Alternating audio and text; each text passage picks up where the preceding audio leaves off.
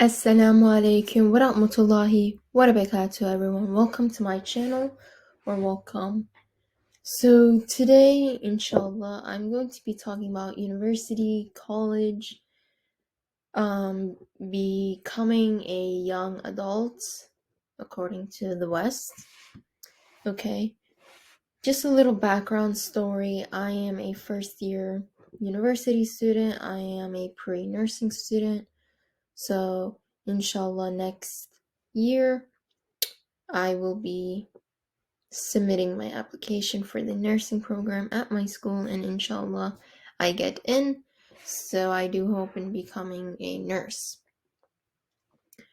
Now, I am a university student.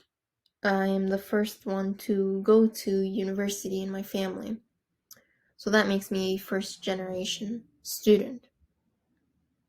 With that being said, I chose a college that was near where I lived, and it's in my state. So it's about 20-25 minutes away from my home. So I drive there when I need to. Now, with that being said, there are some Muslims at my school who are also commuters, and some live on campus. Now, with that being said, Muslims who are going to school, particularly university or colleges, if you are going to that in America, please be careful. If you are choosing to live there, you really need to be precautious compared to those that are commuters. And why do I say that? Because when you are living on campus, you are away from home. Your family's not there waiting for you to come home at night. No one's cooking you, your special dinners. Okay, you're on your own. And with that comes a lot of things. Many university students, we all know the reality on what goes on campus for those living there. It's all about partying, drinking, committing zina, homosexuality. That's the place that we are sending our children to. And we're spending thousands upon thousands of dollars for our kids to do that. I'm not saying university is a bad thing or college is not good, don't go there. I'm not saying that.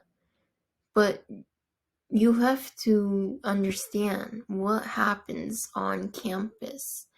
And I really don't recommend for students to live on campus. If you are a Muslim, I don't recommend it. And there's many reasons. One of which there's just a bunch of haram things that take place, like zina.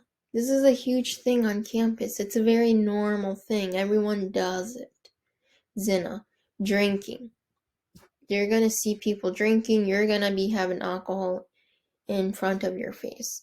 People are gonna be trying to give it to you. And there's multiple stories we find from college students and accidents that happen from drinking and drugs as well that take place on campus. Many students die from drinking too much alcohol or taking the wrong drug at the wrong time. Okay, and we see multiple times, especially our sisters, the females, that are being sexually harassed and even being raped on campus.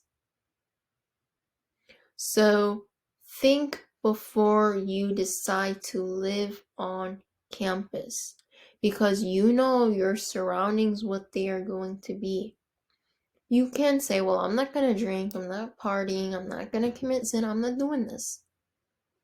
But you are going to be right there. You're going to be right in the middle of all of that.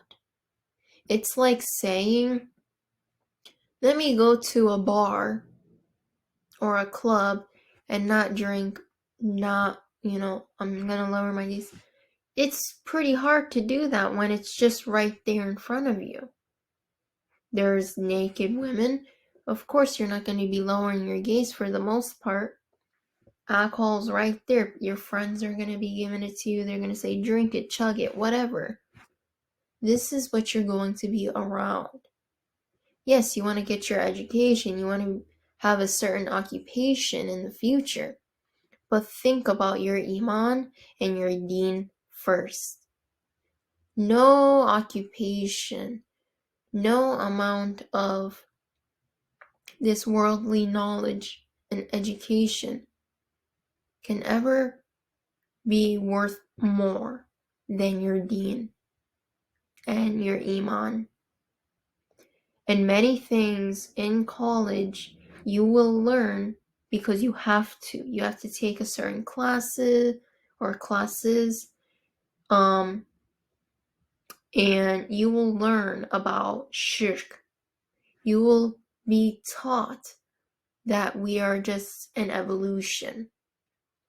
You will be taught about Greek gods. You will be taught this information, and if you do not have a strong iman or a strong foundation in Islamic knowledge, you will go astray. And this is very dangerous for us, brothers and sisters. Is taking these classes worth it? Yeah, we want to have a good job. We want to finish school. We want to be this and be that. No problem. As long as it does not contain haram, it's fine. But remember, most worldly knowledge is only beneficial for this time, this life. It's not gonna do or give you any benefit in the Akhirah. So remember that. Many sisters, for example, they go on to uni. Maybe they've been a good religious sister, wearing proper hijab, doing this and doing that. Then they hit university and boom, they become just like all these other girls, naked. I'm not even gonna say wearing little to nothing. It's really just nothing that they are wearing. And if you are a parent, take this from me. I'm a university student. I know what happens. There's countless of stories you can find. I do not recommend it even for our brothers in Islam. I don't recommend it for them either. Not just for us sisters, but for brothers.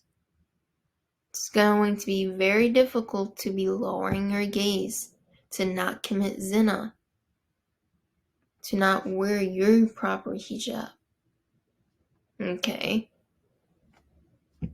We always want to keep our daughters and sisters away from these type of things. But what about our brothers? What about the men in Islam? These are the people that are drinking, that are committing zina. So that's why I recommend, especially if you are a Muslim, even a non-Muslim, stay home. Be a commuter. Do not live on campus. I don't recommend it. And there's no benefit for this life or the Akhirah.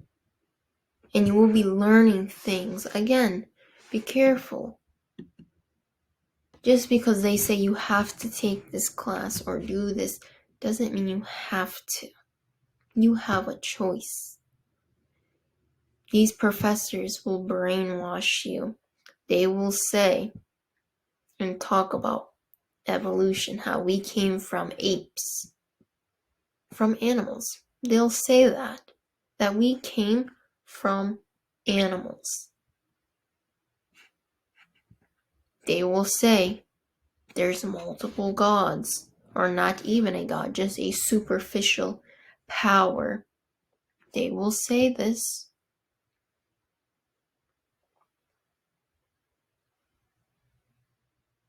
And you are spending thousands and thousands of dollars.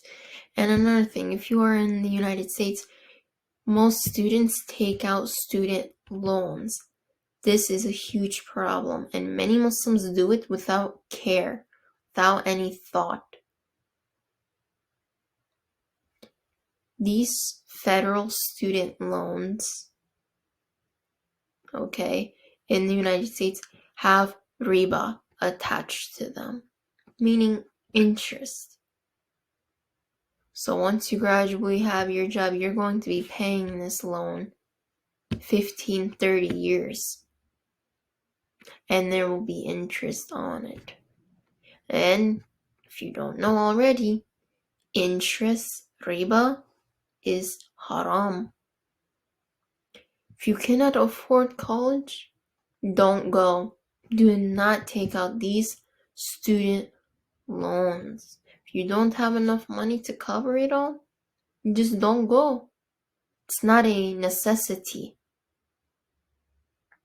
You would rather do something haram for this life that will just benefit you shortly? You can find a job. You don't need a college degree. There are jobs out there. Maybe you can save up money and then go. Or try to find Islamic scholarships or Islamic student loans without any riba or interest attached to them.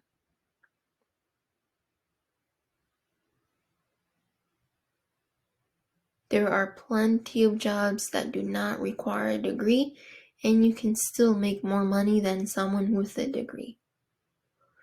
So think about that. You will learn about philosophy, okay? Talking about Greek gods and what they thought the meaning of this life was. If you do not have a strong foundation, you will fall astray. And that's another reason we need to start educating Muslims, especially those that are born and raised as Muslims. These Muslims, including myself, because I was born and raised as one, we need to start educating each other. We just learn going to Sunday school, how to pray, go to Jummah, fast. That's it. That's all we know. We don't know anything else. And that's why we have many innovations that are appearing that are not part of Islam. And Muslims commit sins without even knowing. This is a problem. Remember, fear Allah subhanahu wa ta'ala. And that's it. That's all we can do. Assalamu alaikum wa rahmatullahi wa barakatuh. Bye, guys.